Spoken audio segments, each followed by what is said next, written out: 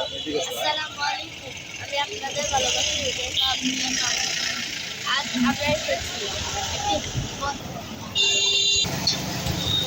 ময়মনসিংহে কম দামে 12 মাসি আম সারা বছর পাওয়া যায়।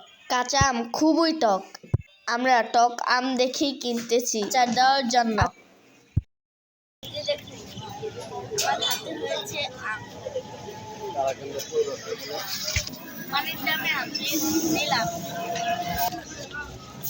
আর কত? 20 টাকা। 100 টাকা। হ্যাঁ, কাছে। কিছু পাবো। সুপারিটা দরকার।